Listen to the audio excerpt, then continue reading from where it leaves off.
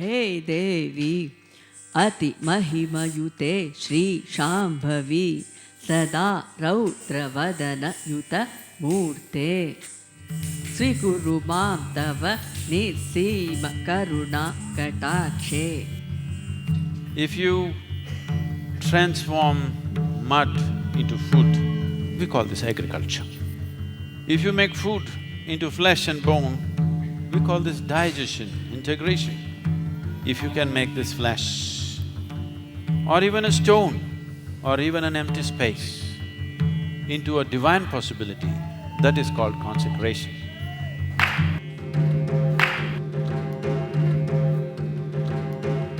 If you want to know this dimension, you need devotion in your heart.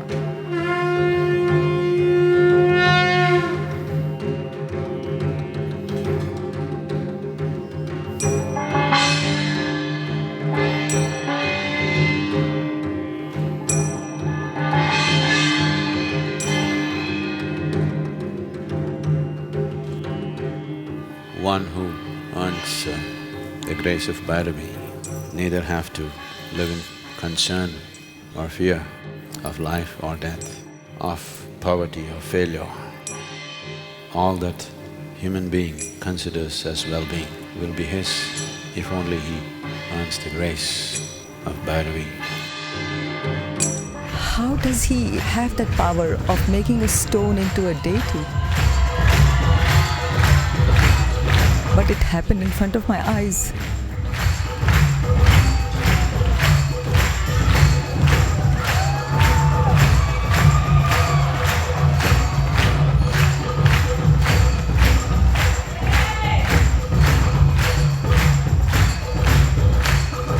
When it finally came together, it was just enormous.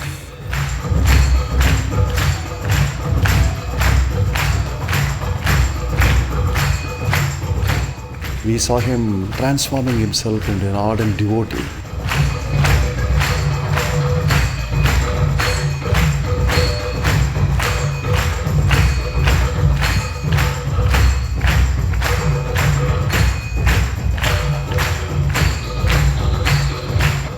It suddenly has a new meaning.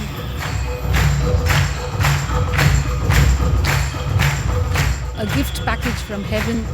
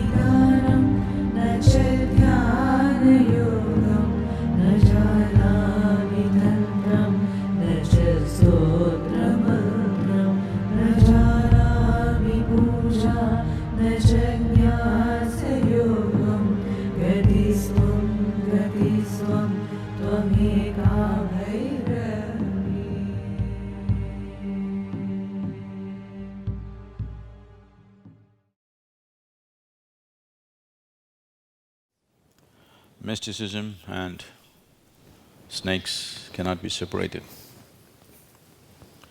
Whatever part of the world, whatever the culture, whatever religious backgrounds, where there's an exploration or experience of mysticism, there will be snakes in abundance, either symbolically or in reality. Whether it's the ancient cultures of Mesopotamia, Crete, Egypt, Cambodia, Vietnam, and of course we don't have to mention India, because there is no Indian temple without a snake. So one aspect of it is symbolism, because the yoga uses the snake, a coiled up snake, as Kundalini.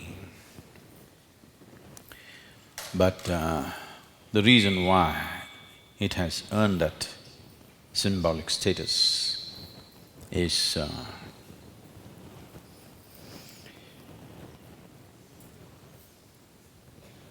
the beings who are of celestial nature, beings who are in consciousness and capability superior to what is human nature,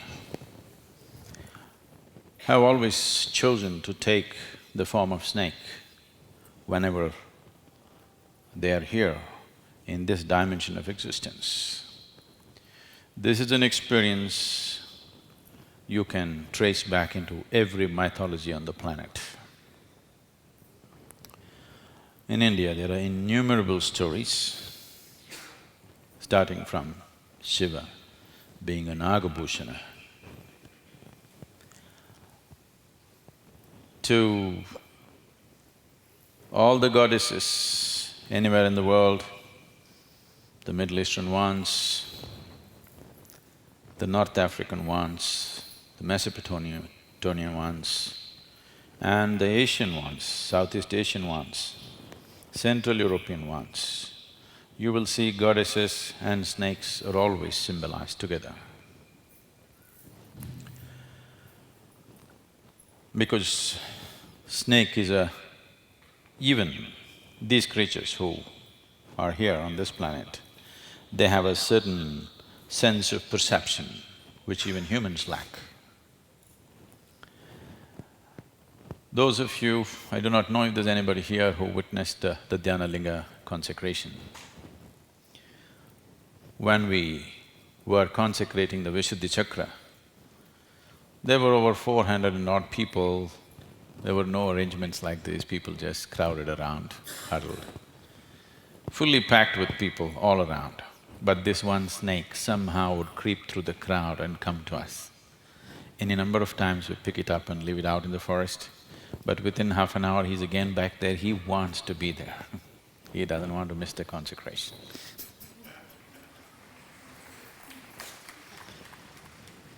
Because if one becomes very meditative, the first creature which is drawn towards meditativeness is snake. This is the reason why you always see sages and seers, if there are images, snakes are around, anthills have grown around them. This is just to indicate that to honor this creature, because it has such a sense of perception that it is able to perceive certain dimensions which human beings are longing to know. Human beings are desperate to know, but this creature which has no ears, a snake is stone deaf. So he uses his whole body as the ear. He puts his ear to the ground, truly because his whole body is in touch with the ground and he's really got an ear to the ground, and any fundamental change, even in a slightest manner that happens in this planet, a snake will know. If there is going to be, not yet, if there is going to be an earthquake in California, you ask a snake in the Velangiri mountains, he will tell you at least 30 to 40 days ahead of time that there is going to be an earthquake in California. I'm not joking about this. Because their sense of perception is such, any smallest moment in the planet, snake is the first creature which knows, because its sense of perception with regarding to the planet is so very keen and so very sharp. So, because of this perception, always the mythology, in India there's plenty, all over the world there is. You've always heard of Nagalokas existing beneath the underground, the nether world is the Nagaloka, where there's a whole host of… there's a whole society down there, not just of snakes, human beings who belong to the snake clan, who are known as the Nagas, who played a very, very important role in shaping the consciousness of this nation and literally every other culture, actually. Today we know, historically, we know that the great temples of Angkor, Angkor Thom and Angkor Wat of Cambodia, were built by the Naga descendants. These Nagas went from India and they interbred with the indigenous people there and established a kingdom. And later on, when certain Kaundinya, who was a Brahmin king from India, went and conquered or defeated the Naga queen, because Nagas were always matriarchal families, they were ruled by queens and not by kings. And human beings who are very deeply associated with snakes exist even today. I'm one of them, not a Naga, but my life and snakes cannot be separated. Every significant event in my life is always punctuated by the presence of a snake. After the Linga consecration, when my body was in shambles, my system was broken and, I was going through various upheavals in the system, where the medical doctors said there is no hope, you have all kinds of bizarre things going in your body, your systems will fail. In United States, they said you are a blue light emergency, you should never get onto an airplane, you're a danger. So, I think those of you who read the Mystics' Musings must be aware of it, some mention of that is there. These mystical snake forms are not imagined, they are a reality in another dimension. Those beings who wish to enter this dimension of existence have always chosen snake as a form because of various advantages that snake has. Probably he knows more about me than I know about him. I know a lot about him, but he knows more about me than I know about him. That's how he is. Mysticism and snakes cannot be separated because it's a certain dimension of perception, and this creature has come endowed with that capability. That is why the highest form of perception, which is the opening of the third eye in the Shiva's forehead, is punctuated by the presence of the snake. In the sense, the raised hood cobra, you must understand this is a reptile, it must be crawling on the ground. Having Shiva, having it at his feet is okay, but he's got it over his head to indicate that it is even above him. The indication is, in some ways, he is even better than me. That's what he is also saying. So it is the rising of his energies to the peak which has opened up his third eye. Perception and refinement of energy are very, very directly connected. If there is no refinement of energy, there is no perception, there's no way to perceive when energy is so gross. So all practices, all yoga, all sadhana, every kind of spiritual practice and process on the planet is essentially to refine your energies. The temple is just a huge refinement of energies. It's not something different. It is just Very intense and refined form of energy is what you're referring to as a goddess. Every woman has the same thing, every man also has the same thing, but it is not in such level of intensity and refinement. So right now, Bhairavi is in a extremely intense state and a refined state. That's what makes her the goddess above everyone. That's what… though we create her, we bow down to her because she's refined and manages to stay that way, because we have to go through various aspects of life. Some moments we are like that, some moments we are some other way. But she is like that all the time because she has the advantage of, not having dinner breaks and bathroom breaks and all these hassles. And that's the advantage of being a god or a goddess. So, in this temple, we will grow snakes. When I say we'll grow snakes, now that she has tasted this, she may want to come back every day, I don't know. See, right now if I leave her, she'll not go this way, she'll go this way. I won't do that now because others also may go this way. Other ladies may run this way, so just to avoid that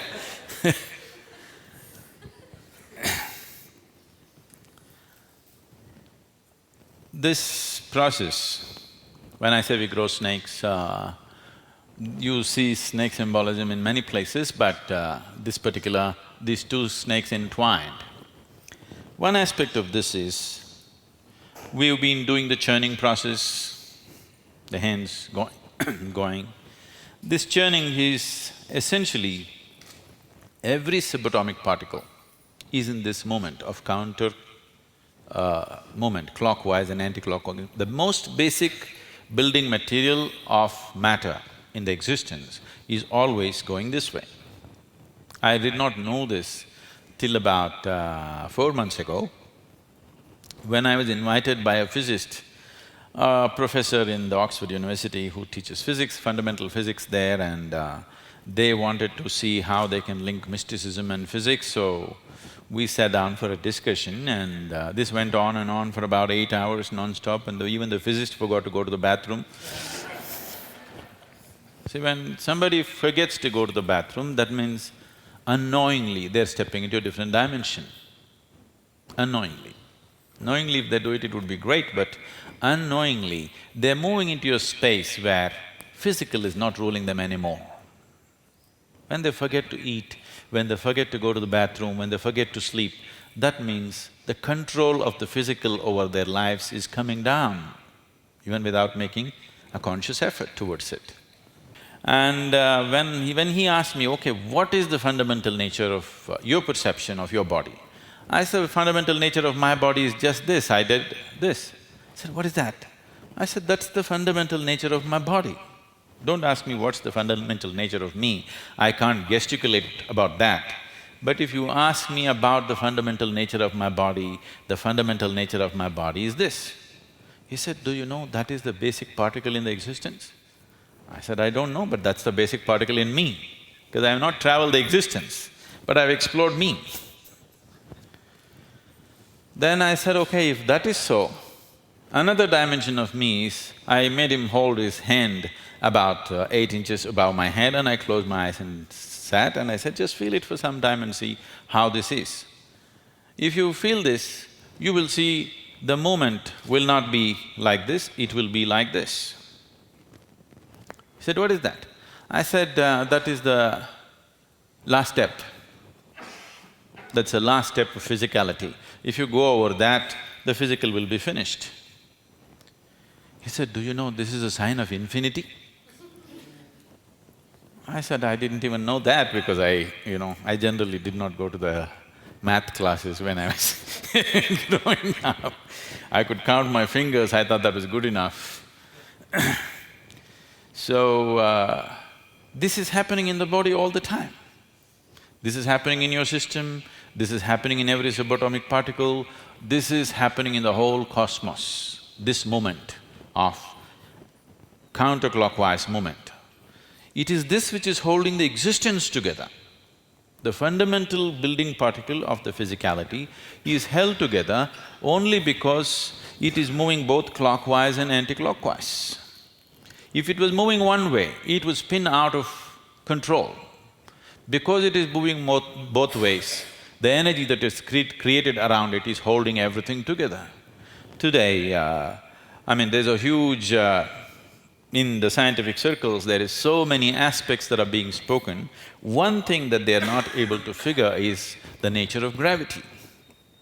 Time and space, they are not figured, but at least they're on the right track to a large extent.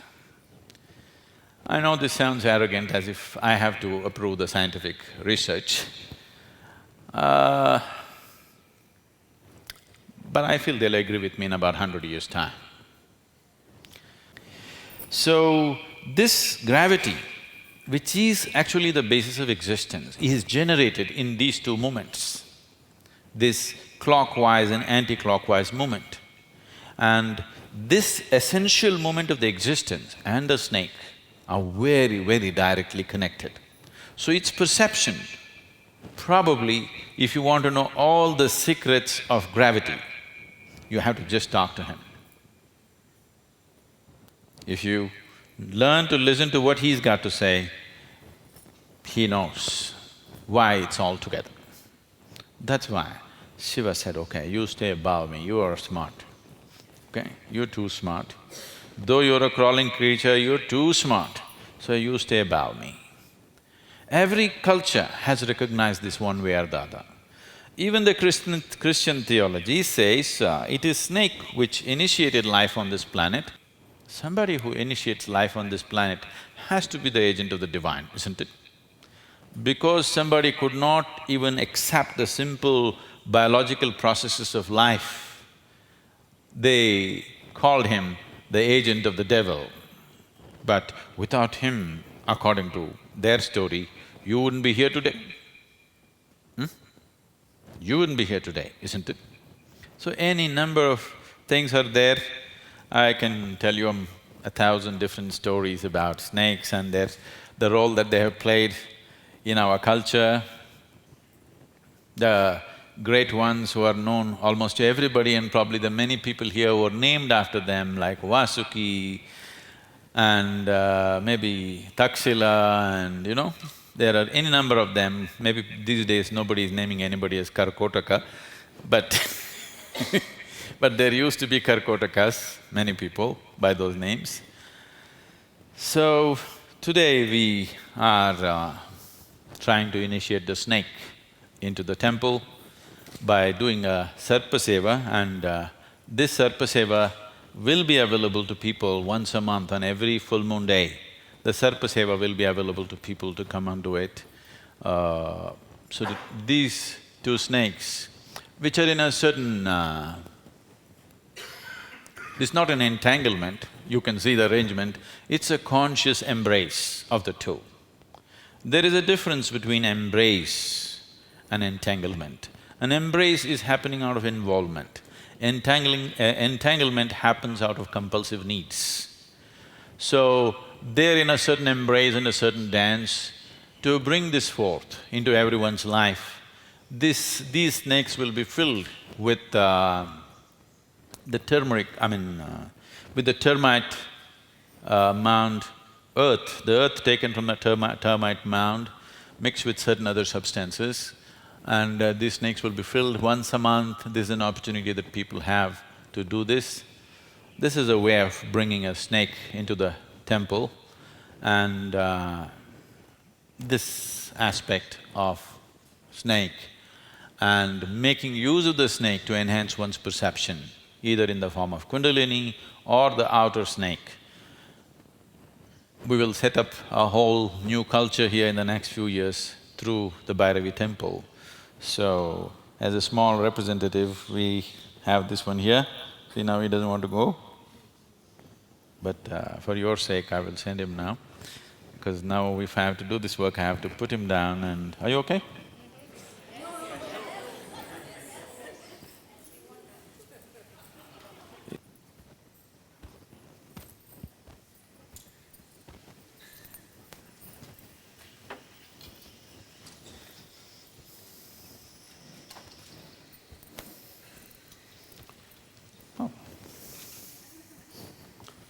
If you're okay, I'll leave him here.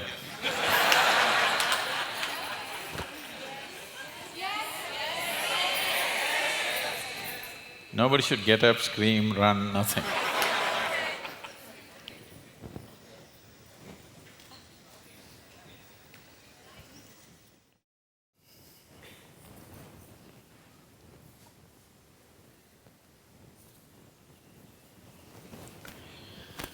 It has taken over 10.5 months to essentially prepare this rasadanda. This is a copper tube with liquid mercury inside, not solidified, it's kept that way. And it has been through these 10.5 months, various intense processes. This is the main energy core for the Devi. So today rasadanda will enter Devi and that will be really the moment of birth for her.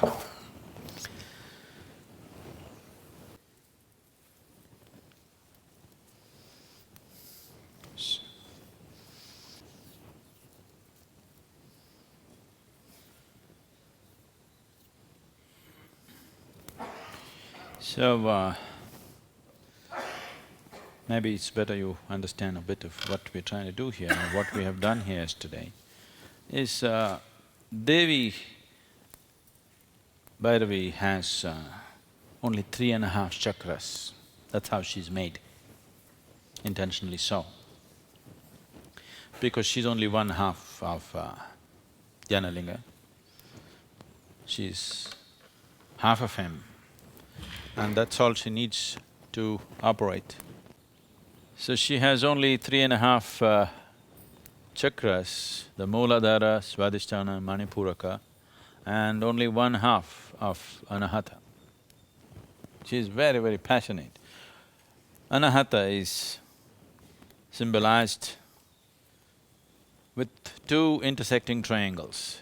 She has only one triangle, the other is not there, intentionally so. So we don't want her to be sappy and loving with people. She is very compassionate, very powerful. She can be angry, she can be cruel sometimes, but she's tremendously powerful. Her power is what we are enamored with. Her compassion is what we are enamored with. So, that essential structure has been built into the danda, which is called as a rasadanda because it has liquid mercury inside. What we established yesterday is a drida danda because it's solidified mercury. So this is liquid mercury, it'll stay this way. So this is the rasadanda. These two will reverberate together and make things happen. You will see from now, by midnight today, it will be phenomenally different. I want you to be like a snake, put your whole body to the ground and feel it. That's the idea of prostration, I want you to know. The idea of prostration is, you're not sensitive enough to go into a temple and just receive him like this. So you put your body to the floor, naked if possible. If nakedness is not allowed, with minimum clothes, at least the upper body. You know, temples always demanded this, no, slowly it's going away, so that you get in touch with the earth and feel it. That you're able to imbibe it at least that way. You're supposed to be… your body is supposed to be wet.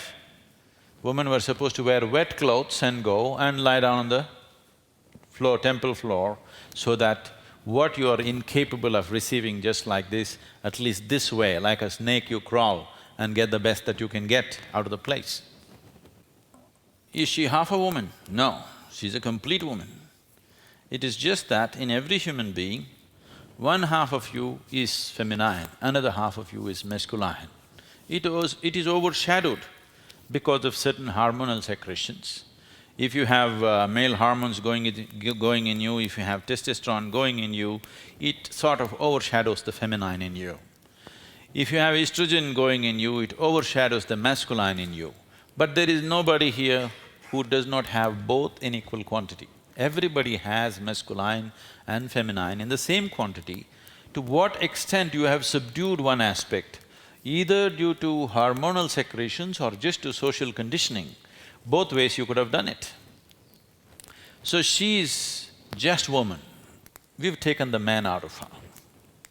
She's just a total woman, and that's dangerous.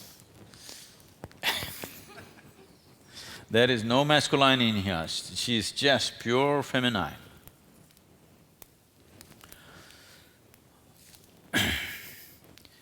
So, what we have done here is, it's a subtle process. Since yesterday, what we have constructed here is, this is more to make this space become like Devi before she comes alive. So we have built this 3.5 chakras here over this fire. I don't know if you're aware of this. Some people have taken pictures of homams with what is today being referred to as Kirlian photography, and there are also other types of photographies which are more sensitive than normal photography, that they have found images, they're doing a Durga homam and they found an image of Durga in a very sensitive way. Have you heard about this? Forms appeared because of using certain mantras and this. So yesterday what we have created is from here, just about here, these 3.5 chakras are fully established and alive right now. I can pass my hand through it, but it doesn't disturb that, it's still in existence. So, this is so in your body, so many things are happening in the body, you put food into it, this happens, that happens, so many things happens to the body, but still your energy body retains its integrity, its shape and form, otherwise your body cannot function and continue to function the way it is functioning right now. Every change would dislocate it and break it. So right now we have these 3.5 chakras established here. This will last probably for another 30-40 days and then slowly dissipate itself. But the same thing has been manifested in the Rasadanda, that's literally forever. If they keep up the necessary process in this temple, 10,000 years, it'll still be alive, they cannot remove it. Because this is not done through mantras, this is done through prana pratishtha. There is a certain investment of energy in the process, and that's why the duration and how long it takes to make this happen. So if they maintain certain basic processes, it doesn't matter how many thousand years, it will stay as if it was consecrated today. We happened to go to Uttarkashi. How many of you been to Uttarkashi? If you go to Vishwanath temple in Uttarkashi, this was consecrated about little over 2025 years ago. Now, what was this, about 5 years ago? Maybe it's about 2030 years now. And if you go there, if you have some sense of this space and how these things happen, you will find that it's just like it's brand new, it was like consecrated yesterday. Over 2000 years, it's like it was done yesterday morning, like that it is. Because one thing that happened to this particular temple is, it's in the mountains, invaders did not go there and disturb the process. The families which took the responsibility of maintaining the temple over 2000 years ago, the same family lineage still is in charge of the temple, and they've maintained that so well. If that is maintained in this temple, for which we are preparing the people, right now we've got a few people ready. These beings will be referred to as Bhairaginis, they will be women. Some are in the process, they have been through a few months of sadhana and they're slowly coming up. If we maintain this tradition, the structure has been built in such a way that we built this in such a way that you don't see the girth of everything. All the stone columns and everything is like huge rocks, okay? There is no cement, there is no any material which could deteriorate in a certain period of time. Even if there are seismological movements in the area, because Coimbatore is a seismologically sensitive place, in spite of that, if some basic little maintenance here and there is taken care of, a few thousand years is not an issue for this temple, it will easily stay. Only things like wood and this and that has to be maintained, rest of it will stay on. So the temple structure is geared that way because the Devi is geared that way. But she's also geared in such a way that if she's not taken care of for a certain period of time, she will leave the space. She's made like that, she is very sensitive. If you don't take care of her, she will leave, and if she leaves, she will leave angry. And when she's angry, you better not be around. I'm telling you, really, she's like that. When she's angry, you better not be anywhere around. So, this is both an insurance and a threat for the next generation. This generation, they'll definitely take care, no question about that. For the next generation or the few generations later, if you don't take care of her and she will leave, I won't be around, you will be around. When she leaves, she's not good. So I hope such things don't happen. We have set up various backup systems and insurances so that, she will give them enough time. Beyond that, if they don't take care, she will leave. We will do this churning. I want you to now… there are many more things about this, but I won't go into those aspects. Essentially, when you do this movement, you are sort of reorganizing the body. You bring a new level of integrity into the system, and it also becomes a passageway for a new possibility, because if you do it with certain awareness, these two dimensions of moving clockwise and anti-clockwise, pradakshina and apradakshina, there is an inner space between the two. These two are the movement. These two are the process of life. But there's an inner space of stillness, which is what we are referring to as Shiva. These two are two different forms of the Devi, but there's an inner space of stillness which we are referring to as Shiva. So, I want you to do this with awareness. If you're seeking well-being, let these two things strengthen within you. If you're seeking liberation, let the inner space strengthen within you. Whatever is your choice, I leave it to you, because you're in a Devi temple.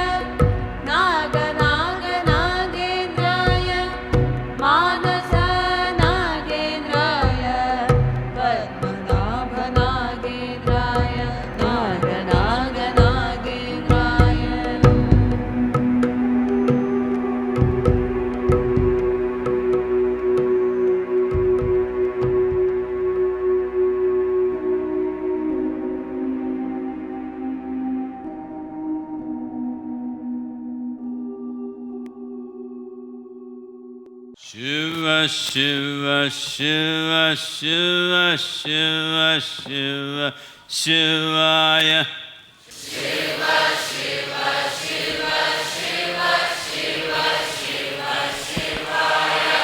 Shiva, Shiva, Shiva, Shiva, Shiva, Shiva, Shivaya.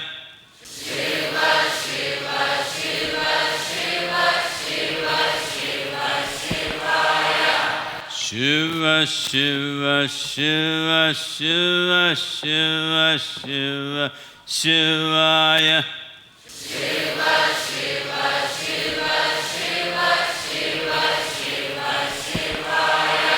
Shiva, Shiva, Shiva, Shiva, Shiva, Shiva, Shivaya.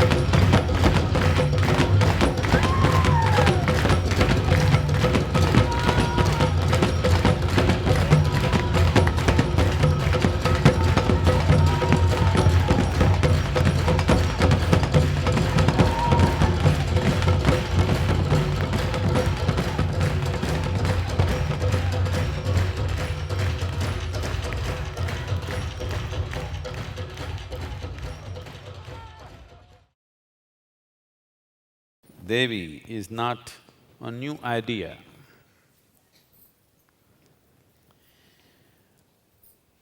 Let me briefly, very briefly touch upon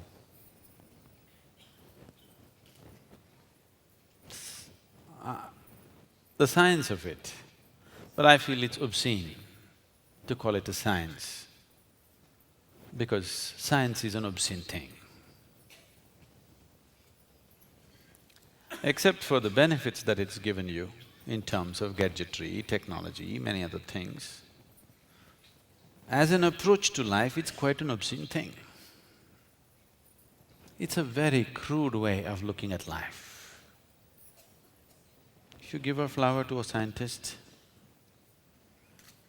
he will take it off petal by petal and examine it. I want you to know,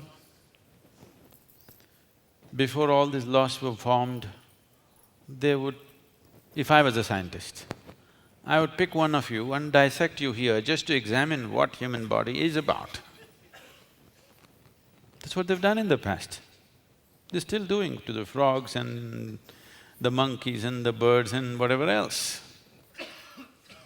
I'm not saying it's right or wrong, it's an aesthetic way of knowing life, totally unaesthetic, a crude way of trying to know life, for you to understand the science of this. See, first of all, when you look at the human brain, your brain right now is in 4 layers in a certain way. One is the brain stem, which is essentially in charge of your respiratory action and your cardiac function. The way the brain stem functions with… for example, you're doing Shambhavi. With Shambhavi Mahamudra, within 24 hours, you can activate the brain stem in such a way that your respiratory action and your cardiac function, measurable change can be created within 24 hours of practice. Twice you did Shambhavi. Once you got initiated, in the evening you practiced. We can actually show a distinct change in the way the brain stem functions. This is the fundamental brain that you have. Over that, you have what is called as the R complex, which is the reptilian brain. Actually, every human being has a mini reptilian brain upon his brain stem. You have something like the brain of a crocodile. I hope you don't operate out of that. But you know, many times you do no, you… that's happening, isn't it? This reptilian brain is in charge of your emotions, your sense of, wanting to keep your boundaries, the moods, and very strong sense of territory, very, very strong sense of territory. Reptiles have a very strong sense of territory. So this reptilian brain is functioning within you, doing these things. If you have too much of these things, you're generally operating out of it, that's what it means. The next part is the limbic brain, which is more like the other mammals. This also is in charge of certain type of emotions, particularly filial, that is, a natural care for the offspring. The next is the cerebral cortex, which fortunately is more than 2/3 of your brain. It is this part of the brain which is capable of giving you a certain level of awareness, consciousness. I'm taking the simplest aspect of the practice that you are doing. You may be in various other levels of sadhana, but if you're doing the simple Shambhavi mudra, one thing is instantly the brain stem goes on to a very rejuvenated sense of action, and the R complex goes down, and the limbic brain also goes down. The sense of boundary is hugely reduced. The moment you start practicing, suddenly your feeling of this is mine, this is not yours, this is my family, this is your family, these things have come down, that's why you're sitting like this, together. Otherwise,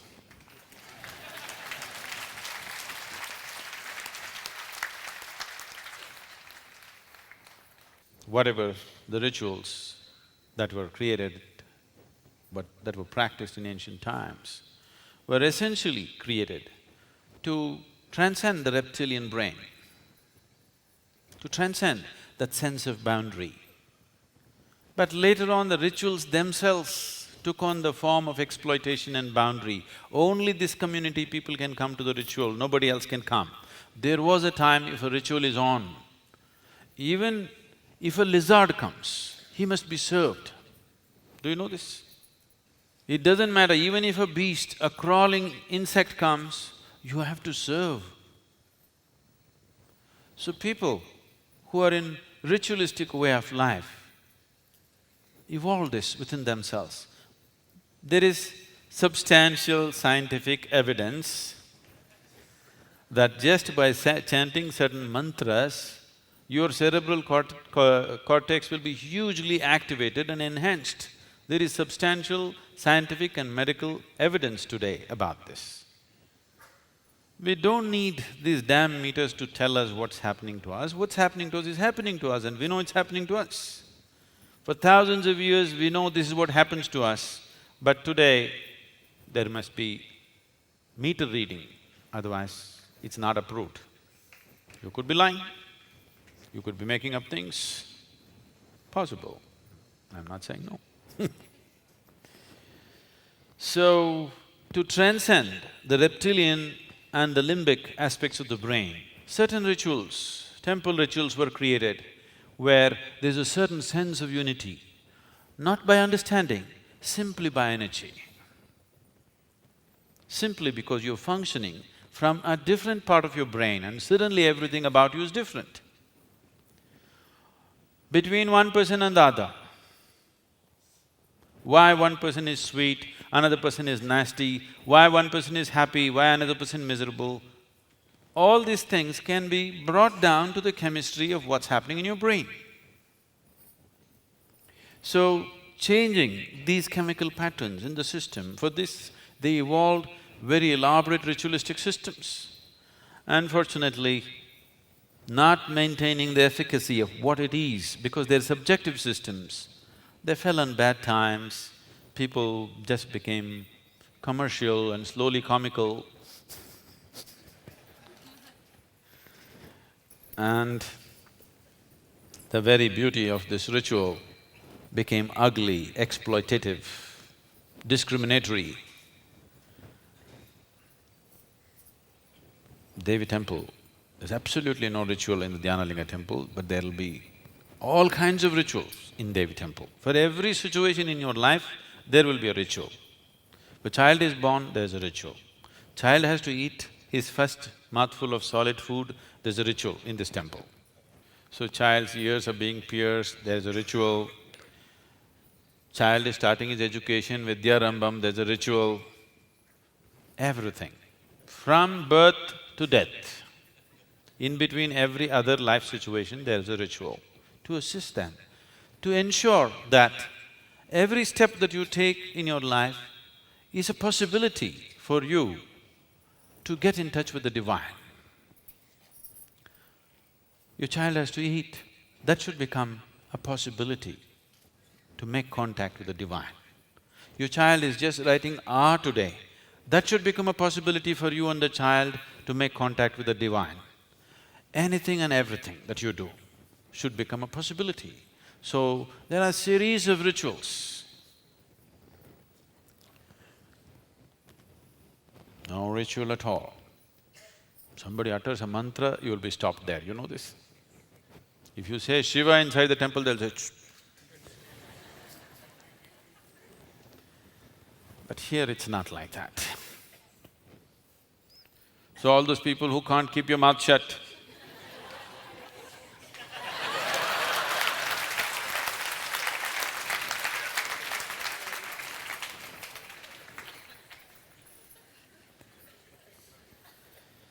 but the Devi temple is only an appendage to the Dhyana Linga.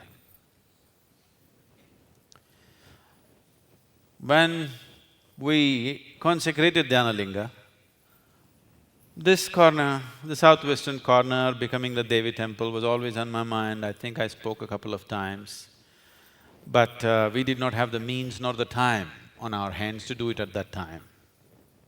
But it was essentially planned this way. The Dhyana Linga is like a womb. It's the yoni of the Devi.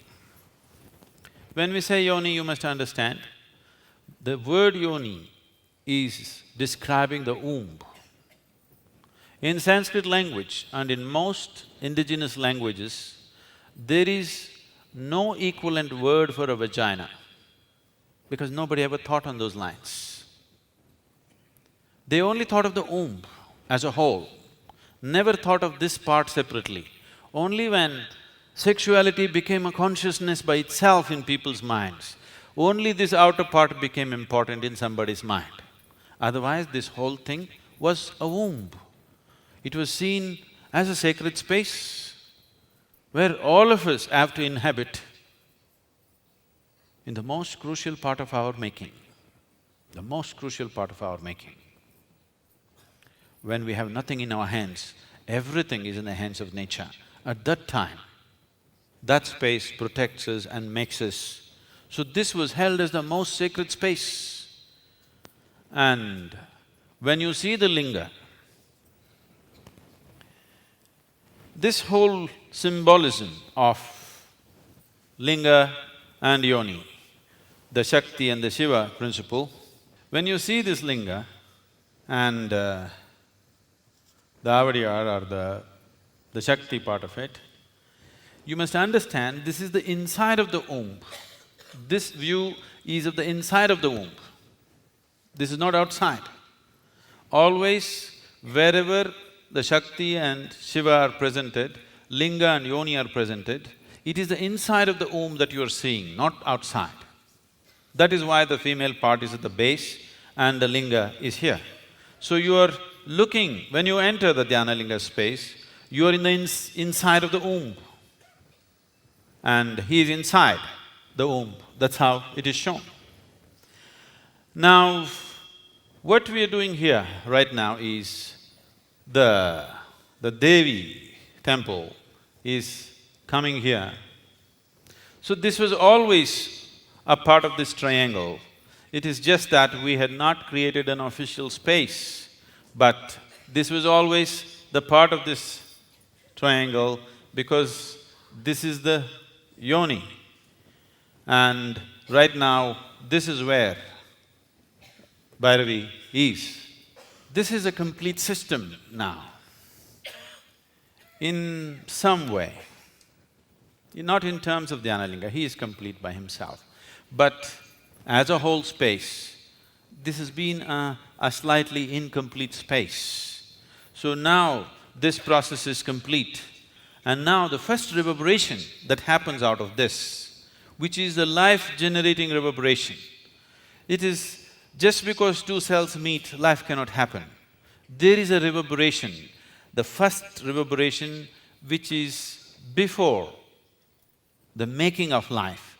That reverberation is called spanda, and that is why the spanda hall is here.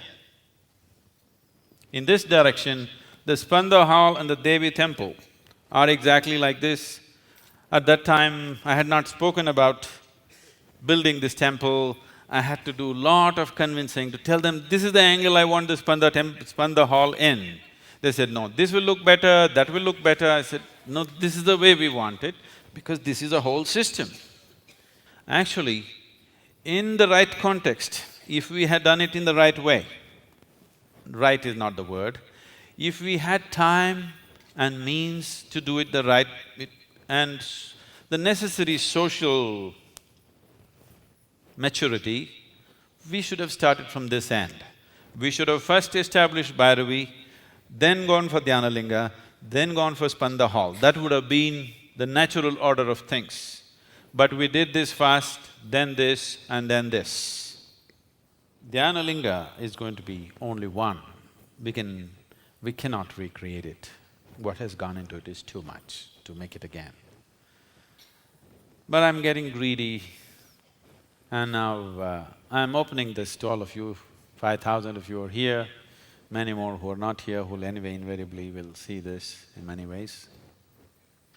Wherever anybody wants to build a Devi temple in any part of the world, if it's in your home, in your office, in your whatever, I will personally consecrate all of that. I've decided that.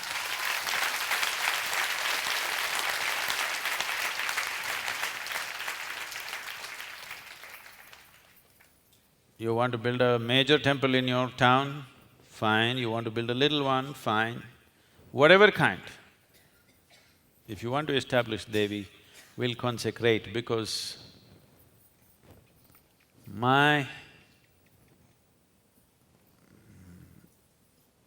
see, the only thing that I'm really good at is just this. I can just make the air around me just crackle with energy. I can make a piece of stone into a god. This is the only thing I really know. I'm not a great teacher, you know.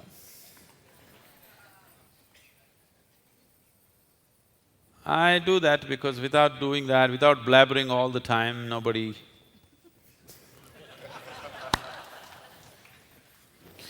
It doesn't work in the world. You have to blabber and blabber and blabber and blabber endlessly.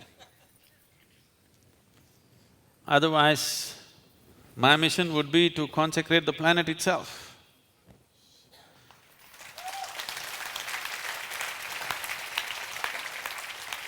If the necessary opportunity and the resource is there, that's what I would like to do.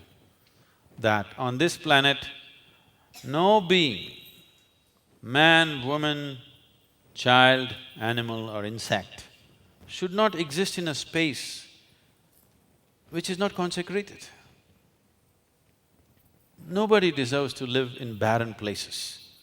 Everybody should live in enriched spaces.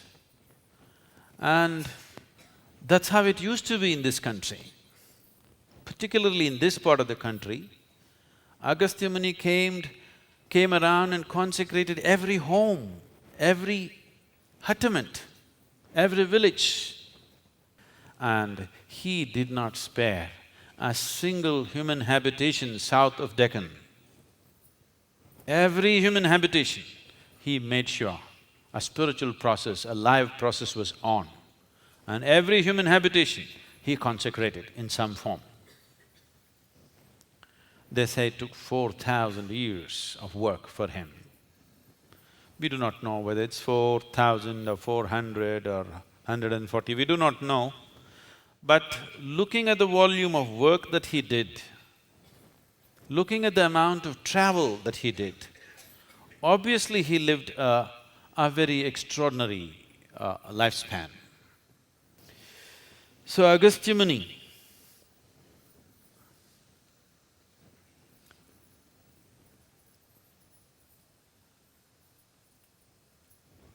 went to the extent of saying that when the world truly goes off the track because of development, because of knowledge, when knowledge becomes poison, when what should be good for you becomes negative for you, when such a situation comes, my work will rise and act.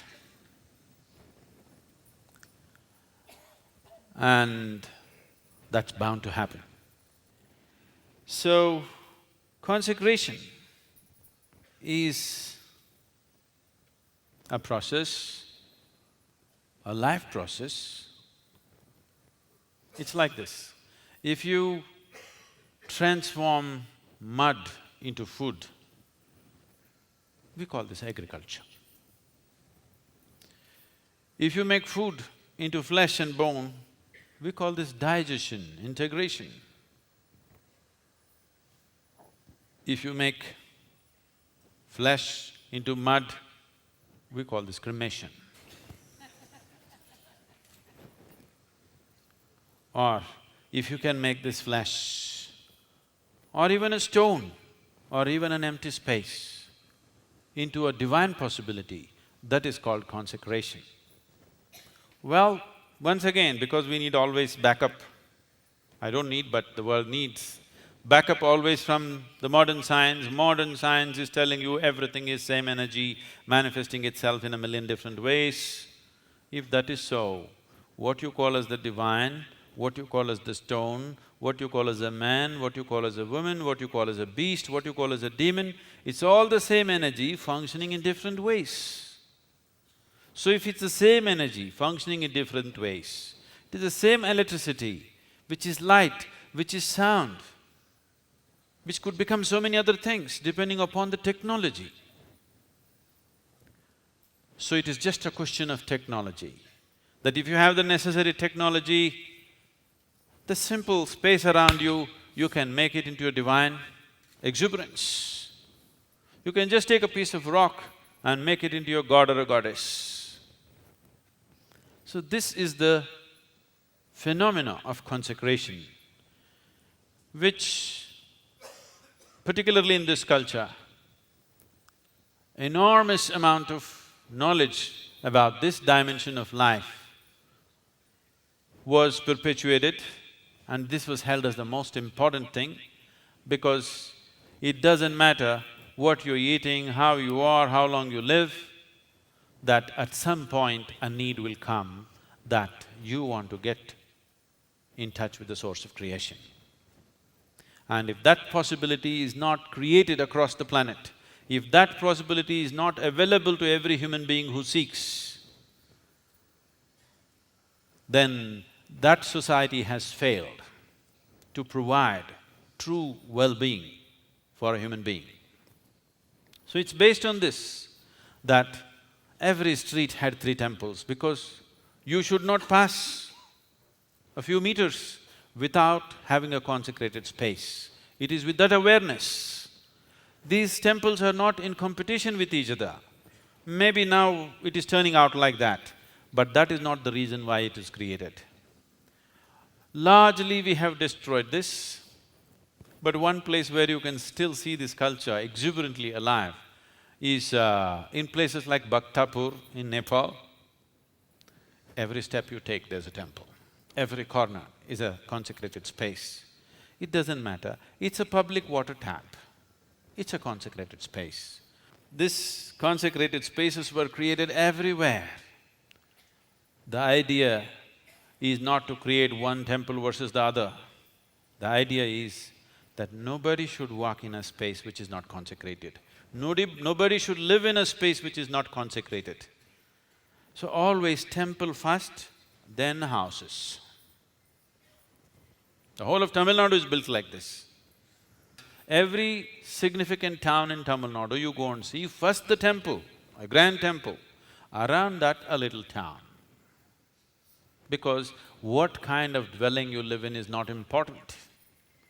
Whether your house is 10,000 square feet or just 1,000 square feet is not going to make an ultimate difference in your life, but you are around a consecrated space.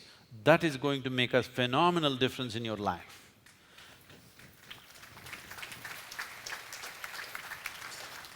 With this understanding, they built human habitations like this.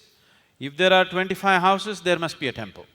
There is no way there can be 25 homes without a temple. Why can't we build for 1,000 population, one temple is enough? 10,000 population, one temple enough? That's not the point. Nobody should be within… outside the diameter or the radius of the temple's radiation.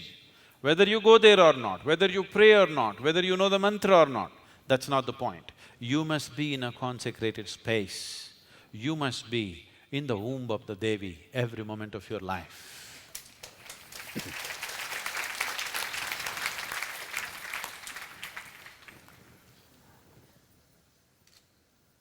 This was not just in India. All over Europe were full of goddess temples which were razed to ground during the Crusades. That's what you hear, millions of women burnt, because these were all people, priestesses, Bhairaginis, taking care of those temples, who had special kinds of capabilities, which suddenly the established religion saw as a competition and they wanted to erase it. The whole of Arabia was full of goddess temples. Just talking about these goddesses today, you could get killed. So that is the level of efficiency with which the feminine was uprooted from this planet. That is the level of ferocity with which the feminine was uprooted from this planet. The only and the only and the only land still today has a goddess in every village is only that which is south of Deccan Plateau. Still survived. This is Agastya Muni's work. Shiva said, I am sending the best man I have to you, the best. And when Shiva says he is my best man, he is too good. He is too good. And the work that he did is too phenomenal. And whatever we're doing here, just a small extension to his work, very small extension to what he has done. So we want to open up this possibility because it's my dream, someday the world should, the humanity should live in consecrated spaces. Your home should be consecrated, your street should be consecrated, your office should be consecrated. Wherever you spend time, those spaces must be consecrated. There is a certain beauty.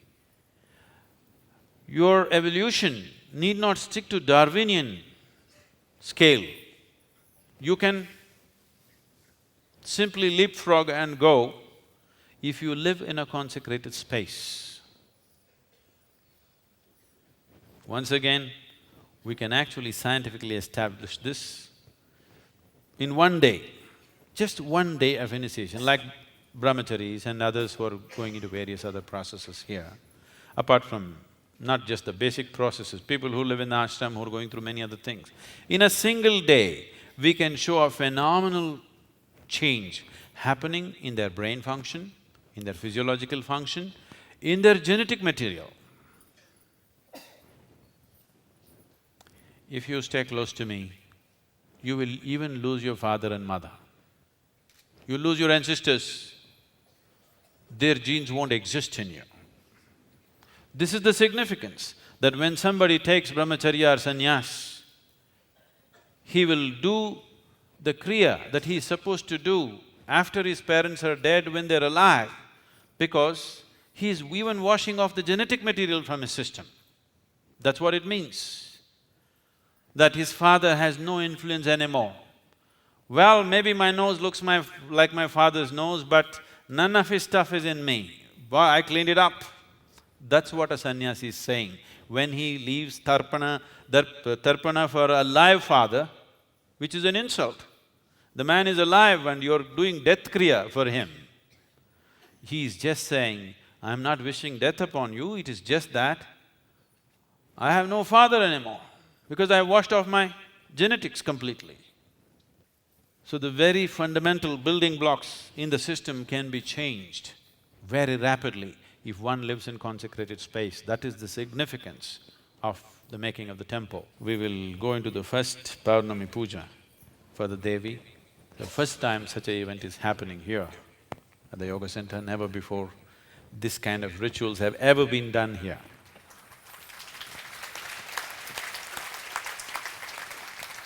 We eliminated all ritual because we are high-tech, you know. If you want to do something, we don't say any mantra, nothing, and things happen for us. So, we had eliminated all ritual.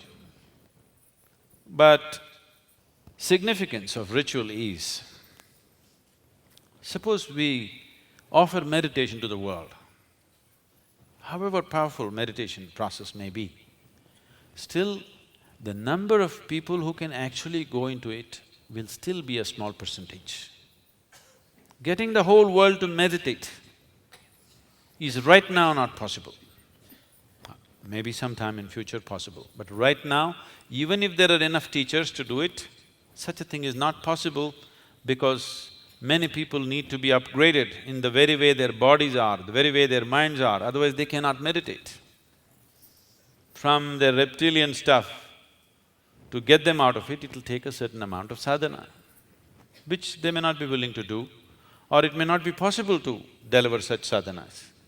Ritual is universally available to anybody. The whole population can make use of it. It is just that even a person who is absolutely ignorant can perform the ritual. That's the beauty of a ritual. He just has to maintain the system. He need not know anything. He need not be in any state of consciousness. If you want to initiate somebody into meditation, you have to be in a certain way. To prepare such people in great numbers is a very big challenge, not an easy challenge. But the power of ritual and the significance of ritual is, if people are dedicated and disciplined, you can teach him a ritual. If he's not conceited, if he's not devious, you can teach him a ritual. That's all it takes. Any sensible human being with normal intelligence and he's sincere about what he's doing, that's all it takes. You do this, you can make it available to people. So that is the significance of ritual. So ritual is not a backward step. A ritual is a more mass-oriented possibility. It is a larger possibility in terms of reaching humanity. It is little low-tech compared to meditativeness. But most people still in India use bicycles.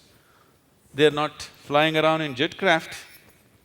Slowly happening, but still, most people on the planet still use low technology of walking, isn't it? Everybody is still walking, it doesn't matter how much technology. So, this is mass application, anybody can experience it. Anybody can deliver it, that's the most beautiful thing. If they're sincere and straight about what they're doing, anybody can deliver it. They need not know any great consciousness, they need not be knowledgeable, they need not be proficient in anything, they just have to be disciplined and sincere, which is possible. Devi Ati Mahima Yute Bhairavi Sada Raudra Vadana Yuda Murte Swikuru Mantava Nisima Karuna Katakshe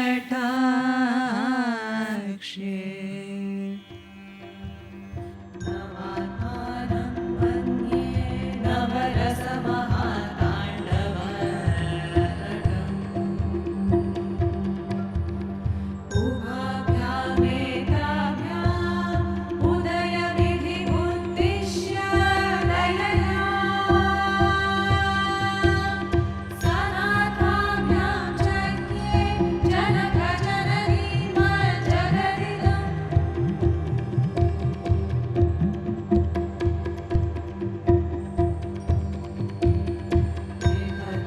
Vihattatraivaryam Vyadhikaritaleela Janataya Vihattatraivaryam Vyadhikaritaleela Janataya Vibhati Dvandvika Hridayamidamishana Karite Udasrashtum devan Duhina Hariruddanuparada Rajasattvam Vibhrat Nama iti gunanam prayaviva Ya Devi sarvabhuteshu bhrantirupena samstita Namastasyai Namastasyai Namastasyai Namo The next phase of what we're doing here is, essentially the consecration is complete. Now we are going to do a little bit of engineering You can't call it a feat, but it's a little bit. So this is… we want to do this in little bit of style. It's a 16-ton triangular stone. We want to bring it and without any adjustment, readjustment, we just want to place it in style in front of you. In case we do little adjustment, don't look at it, okay? You shouldn't see all those things, just see what happens well. Because now we are Devi people, we're not correct, we're appropriate.